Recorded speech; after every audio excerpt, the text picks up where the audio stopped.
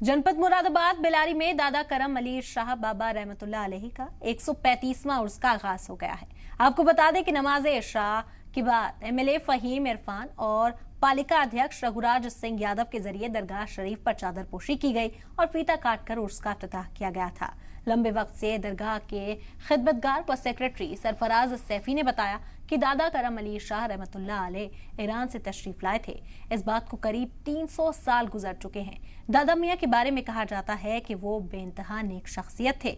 उन्हें कोठरी के अंदर ही देखा जाता था जिसमें बाबा इबादत करते रहते थे और बाजार के दिन ही वो निकलते थे जब उन्हें सब्जी खरीदनी होती थी। दादा मियां के साथ हजरत सैयद मियां भी आए थे। इस दरगाह की तारीख बहुत पुरानी है।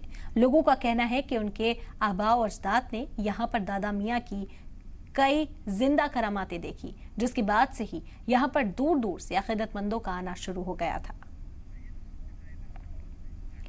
और इस वक्त सईद मुबश्शिर जुड़ गए हैं मुरादाबाद से बराह रास्त। वहां का मंजर जानते हैं। मुबश्शिर, किस तरह की रौनक इस वक्त देखी जा सकती है सर उसके मौके पर?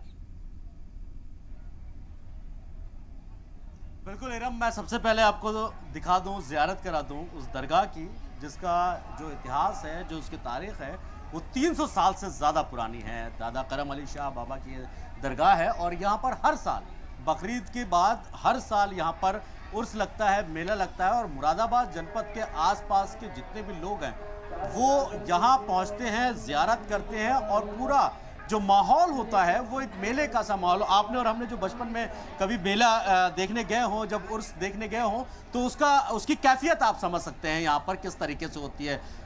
हज़ारों की संख्या में लोग यहाँ आते हैं, ज़ियारत करते हैं। 3 दिन तक ये पूरा मेला चलता है, उर्स चलता है। उसके बाद आज यानी तीसरे दिन, आज तीसरा दिन है और फिर उसके बाद देर रात यहाँ पर कव्वाली का प्रोग्राम होता है। कई सारी चीज़ें यहाँ पर की जाती हैं और उसके बाद यहाँ साफ और एक चीज़ देखने को जो मिलती है, हिंदू मुस्लिम एकता की अगर हम बात करें तो वो बहुत अहम कड़ी बनकर जो दादा मियां की मज़ार के पास, जो दरगाह के पास जो लोग आते हैं, हालांकि ये मुस्लिम बहुल क्षेत्र है, थोड़ा सा इलाका है, लेकिन यहाँ पाबंदियां नहीं है किसी मजहब के लिए। जिसकी भी जो इच्छा होती है, जिसकी भी जो चाहत होती है, वो यहाँ पर आते हैं और ज़ियारत करते हैं। और उर्स में जिस तरीके से पूरा इंतज़ाम किया जाता है, मैं आपको अब तस्वीरें दिखाता हूँ क्योंकि मुझे पता है कि आपकी भी थोड़ा सा उत्सुकता हो रही होगी।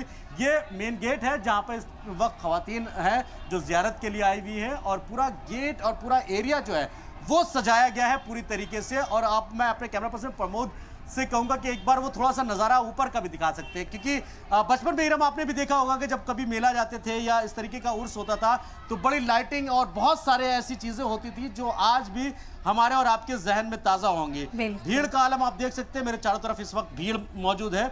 मैं अब कुछ लोगों से आपकी बात कराने की कोशिश करूंगा क्योंकि जो यहाँ के खादिम हैं, जो यहाँ के कमेटी के लोग हैं, वो लोग जो है यहाँ पिछले ये आपको एक चीज़ और बता दूं, ये 135वां उर्स है दादा करम अली शाह बाबा का। ये 135वां उर्स है और कई पीढ़ियाँ जो लोग यहाँ पर जो खादिम हैं, जो यहाँ कमेटी के जो मेंबर हैं, उनकी कई पीढ़ियाँ यहाँ लगातार जो बाबा करम अली शाह की जो खिदमत करती चली आ रही है। बहुत सारे लोग हैं। मेरे साथ सरफराज मौजूद हैं, सरफराज हुसैन सैफी साहब मौजूद हैं। एक बार उनसे बात करते हैं और जानने की कोशिश करते हैं। सरफराज साहब, 135वां उर्स ये आप बता रहे हैं, इसमें कितने साल पुरानी ये मज़ार, ये दरगाह है और दादा करम अली शाह कहाँ से तशरीफ़ लाए थे और किस तरीके की खिदमत को अंजाम दिया था यहाँ?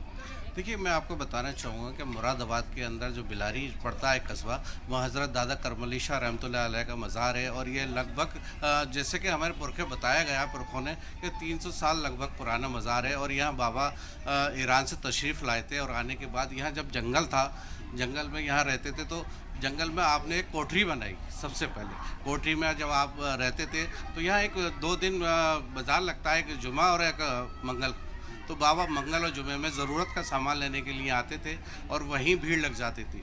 बाबा का जो है मन्नत मांगते थे लोग, चूमते थे हाथ और सब तरीके से बाबा की खिदमत करते थे लोग आके, तो उनकी मन्नतें पूरी होती थी। जब ये सिलसिला लगातार चलता रहा तो उसी बीच में ये सिलसिला सरफराज भाई पिछले 300 साल से चला आ रहा है। जी हाँ, 300 साल से लगभग, जैसे हमारे पुरख बताते थे क्या यहाँ 300 साल। आप कौन सी पीढ़ी है, मतलब जो आप यहाँ पर कमेटी में हैं, आप सर्वे सरवा? चौथी 5वीं पीढ़ी में आता हूँ। अच्छा। हाँ, तो ये यहाँ के जो लोग हैं सब पुराने हैं, तो ये हम लोगों को यही बताते थे कि काफ़ी पुराने मज़ार है। और यहाँ जब दादा करम अली शाह ईरान से तशरीफ़ लाए थे तो हुज़ूर सल्लल्लाहु अलैहि वसल्लम के ख़ानदान से बताया जाता है, आपका सिलसिला भी है इरम, ये सबसे अहम बात जी। है कि दादा करम अली शाह का जो शिजरा है वो हुजूर अकरम सल्लल्लाहु अलैहि वसल्लम के जो कुनबे से वहाँ से निकल कर आता है। उनका शिजरा भी यहाँ मौजूद है क्या?